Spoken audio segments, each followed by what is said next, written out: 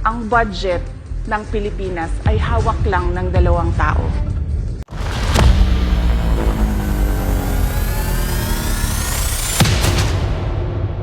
Ayon sa ikalawang bahagi ng isang private interview kay Vice President Sara Duterte, 2 tao lang umano ang may hawak ng lahat ng pera ng Pilipinas.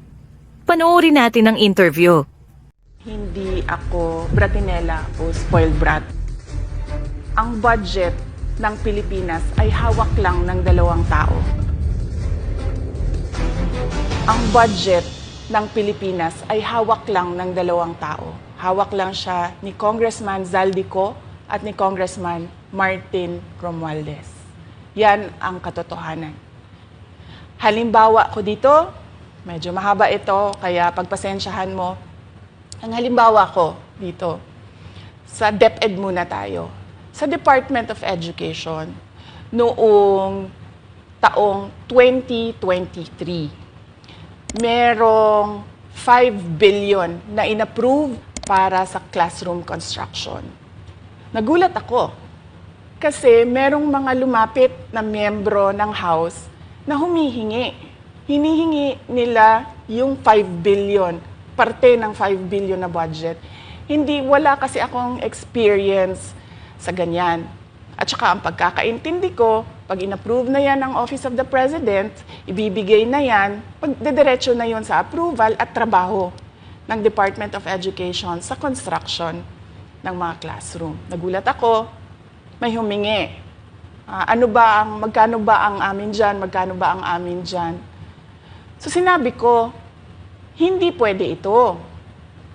Kasi ang mangyayari nito, hindi magagawa ng Department of Education ang trabaho namin na mag-construct ng classroom ayon sa classroom backlog at sa prioritization base sa backlog at sa classroom construction. So sinabihan ko yung isang congressman, sabihan ninyo si Martin Romualdez na hindi pwede chap-chapin ang classroom construction na 5 billion. Kaya kung makikita ninyo sa budget proposal na approved ng Office of the President, 5 billion yon. Pero nung lumabas yung GAA o yung budget approved noong 2023, naging 15 billion siya.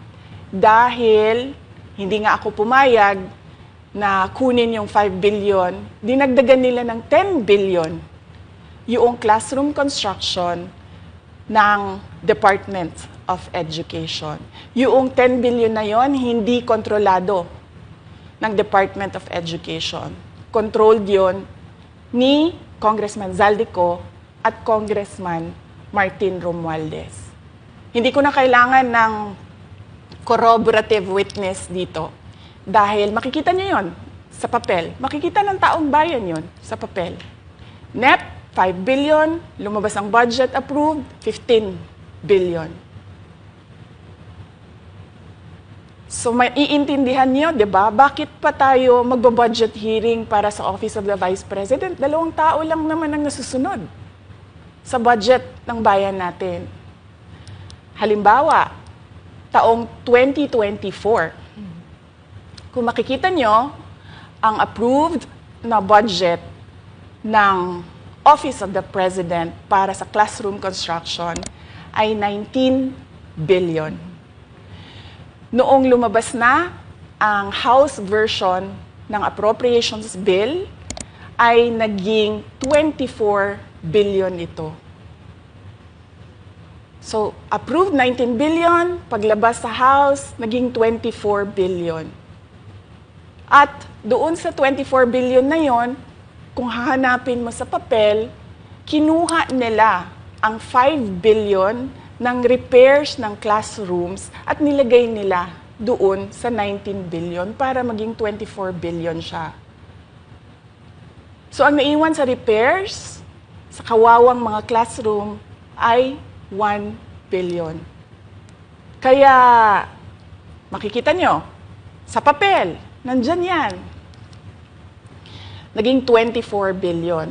At hindi lang yan, dahil noong 2023 ay hindi ako pumayag na hindi masunod yung DepEd na rules sa paano mag-classroom construction based on need, ang ginawa ngayong 2024, inattach nila ang listahan na kung saan gagawin ang mga classroom construction worth 17 billion.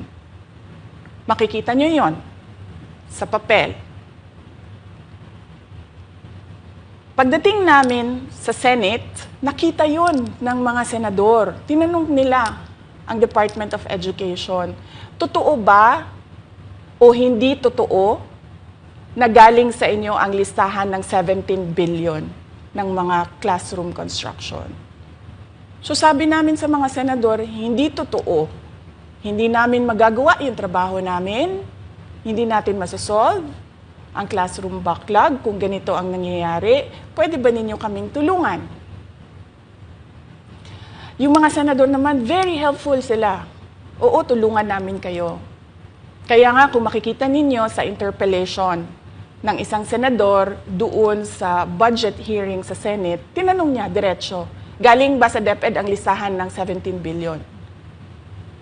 Galing ba sa DepEd ang listahan na inattach doon sa House version?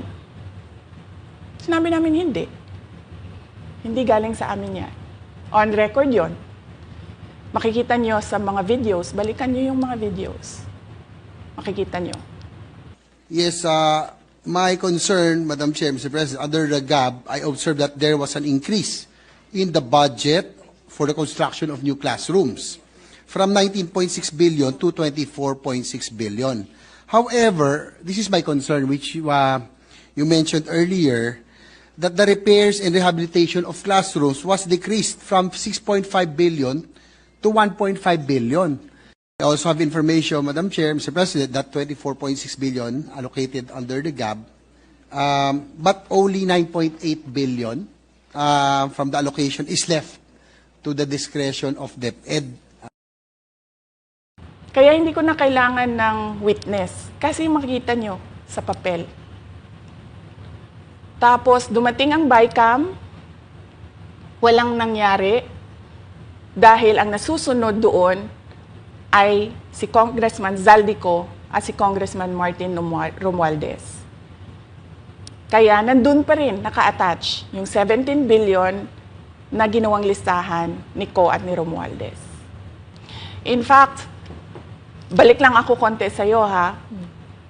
Kahit yung mga congressman, nakikita nila yung problema ng ginawa nila na pag-attach ng listahan sa budget. Kasi doon sa basic education hearing noong May 2024 ng House of Representatives, merong isang congressman nagreklamo, bakit ang tagal ng classroom construction? Bakit ang tagal? Eh sabi nung USEC ng DepEd, kasi may pabago-bago sa listahan ng DPWH dahil hindi kami ang gumawa ng listahan. Yeah, Mr. Chair, with respect to the 17 billion in Annex A of the GAA, we are not privy on how the school sites were chosen. So, be it as it may. How is it chosen?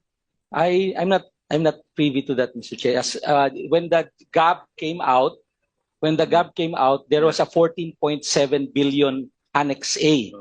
Then when the committee, the GAA came out, from 14.7 it became 17 billion. So we are not privy to how the list was generated. So dagdag ko lang yan doon sa confirmation na kinuha nila yung budget ng DepEd at isa yan sa mga rason kung bakit ako nag-resign sa Department of Education. Hindi na ako papayag na sa susunod na taon, ganyan pa rin ang gawin nila at ako yung mananagot sa ginagawa nila. Kaya yan yung sinasabi ko, bakit pa tayo mag-question and answer dito para atakihin niyo ako? Eh, ang masusunod lang naman sa budget, 2 tao lang. Makikita natin na let's stick to our plan, atakihin natin ito siya. Walang kinalaman sa kanyang Office of the Vice President 2025 Budget Proposal.